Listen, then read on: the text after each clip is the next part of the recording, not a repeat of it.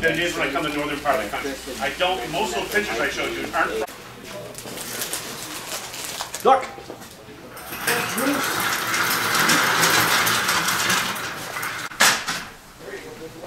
If I turn the hybrid button off, the orange light goes out. Now it's just not going to maintain temperature in the tank. It's going to be just an on-demand water heater. So you want to make sure that hybrid button is always on. Okay? Now we start getting some water flowing through this machine. He knows it doesn't fire right away, it doesn't have to. It's got enough stored water in that tank, but it doesn't got to fire right away to get it there going the way it's happening. Okay? Now the burner just lit. Leaking? Leaking all over the place. Is it? Well, talk to Chris, he did that part. Okay? Play the diagnostic button. I've got 120 coming out of the machine. I've got 154 coming out of the heat exchanger. I've got 48-degree water going through to the machine from the street. My air temperature coming in is 41 degrees. And my air pins and blower is 2,550 RPM. Okay, so let's go back to this number here, to the H154. Let's turn on another picture.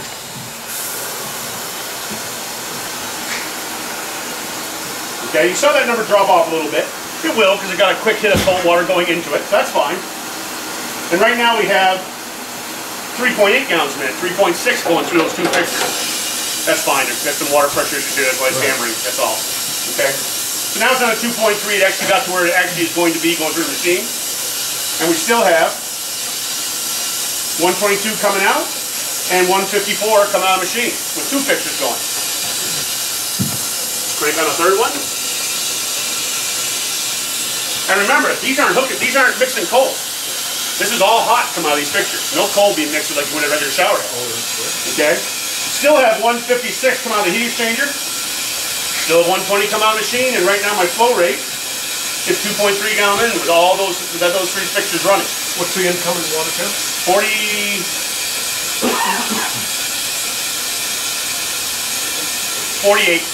is 150 what? Right now the heat exchanger is 163. So you got 115 degree temperature between the heat exchanger and coming out of the machine. That's correct. And we crank the fourth one on.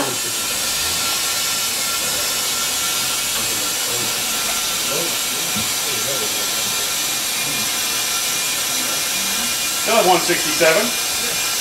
Still have 122 coming out. So right now we're pulling only 2.4 gallons a minute through those four fixtures. Okay? And you can notice that all that flow is the same. That's hot. Okay?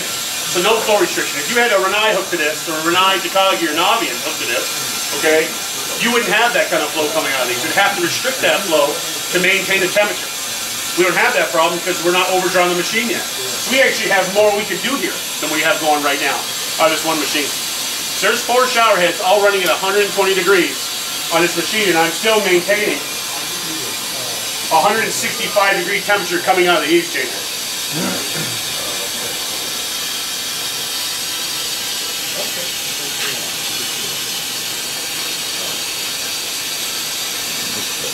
Very good. I wonder if your PRV valve is... Oh, open that one more. Open your pressure coming in more. There we go. Now we're going to change the temperature a little bit. 6.9 gallons a minute now. 7.2 gallons a minute now. So you're going to see that's going to change the temperature drastically now. We're still at 120 though, coming out of the machine. We're at 125 out of the heat exchanger, but it's still dropping. 118, 116, it's bouncing, okay? So with 5.2 gallons a minute going through it, it's holding pretty steady. If we went above that 5.2, too much more above there, we start to lose more temperature in the machine itself. A little bit more, Bill. Pump a little bit more. There we go. There's 7.2 gallons a minute going through the machine.